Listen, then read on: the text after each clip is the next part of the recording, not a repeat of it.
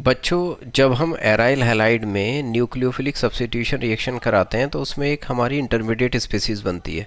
उस स्पीसीज़ को कहते हैं बच्चों हम बेंजाइन। उसके ऊपर हमारा क्या क्या क्वेश्चन आ सकता है बच्चों। बेंजाइन के अंदर बेंजीन से एक ज़्यादा बॉन्ड प्रेजेंट होता है, जैसे कि आपको दिखाई दे रहा है यहाँ पे मैंने 3 बॉन्ड बनाए, यानी एक ज़्यादा बॉन्ड होता है। और ये बॉन्ड जो होता है हमारा एक पाई बॉन्ड ही होता है, सिंपल सी बात है। लेकिन ये पाई बॉन्ड की करेक्टरिस्टिक कुछ डिफरेंट होती है। डिफरेंट ऐसे होती है कि ये जो पाई बॉन्ड बनता है 2 sp2 हाइब्रिडाइज्ड ऑर्बिटल्स की ओवरलैपिंग से बनता है। यानी sp2 हाइब्रिडाइज्ड ओवरलैपिंग होंगे। पाई बॉन्ड जनरली जो बनता है वो p ऑर्बिटल की ओवरलैपिंग से बनता है, p और p हाइब्रिड ऑर्बिटल की ओवरलैपिंग से नहीं बनता। लेकिन यहाँ पे जो पाई बॉन्ड का फॉर्मेशन होता है वो कैसा होता है बच्चों, हमारा 2 sp2 हाइब्रिडाइज्ड ऑर्बिटल की ओवरलैपिंग से बनता है। और ये जो पाई बॉन्ड होता है ये एक एक्सटर्नल पाई बॉन्ड होता है। इसको क्या कहते हैं हम, ये एक्सटर्नल पाई बॉन्ड है, एक्सटर्नल पाई बॉन्ड होता है। ये एक्सटर्नल पाई बॉन्ड होने की वजह से ये कि बेंजाइन की स्टेबिलिटी बहुत कम होती है।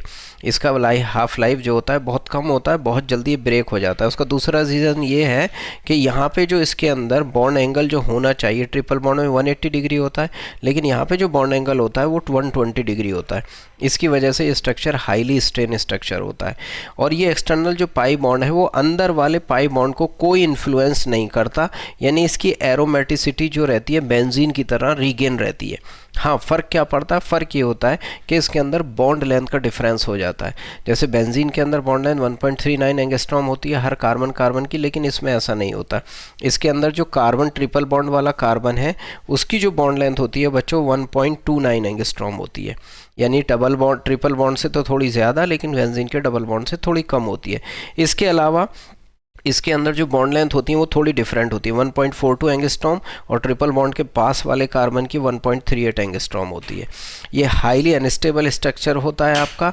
इन्हीं रीज़न से ये स्टेबल हाईली अनस्टेबल होता है। बनता कैसे है, जब आपका एराइल हैलाइड के ऊपर बेस रिएक्ट करता है। बेस रिएक्ट करता है तो बेस क्या करेगा बच्चों, यहाँ से हाइड्रोजन को लेके जाएगा, ये सिग्मा बॉन्ड पाई में कन्वर्ट होगा और एक्स यहाँ से निकल जाएगा। तो उससे जो स्पीसीज़ बनेगी वो आपकी बनेगी बेंजाइन। तो बच्चों इसके ऊपर ये 2 3 4 क्वेश्चन आपके बन सकते हैं। एरोमेटिक होता है नेचर में, एक्सटर्नल पाई बॉन्ड प्रेजेंट होता है जिसकी वजह से ये अनस्टेबल स्ट्रक्चर होता है, हाफ लाइफ बहुत कम होता है, इंटरमीडिएट की तरह बिहेव करता है। तो इस पे क्वेश्चन हमारे बन सकते हैं।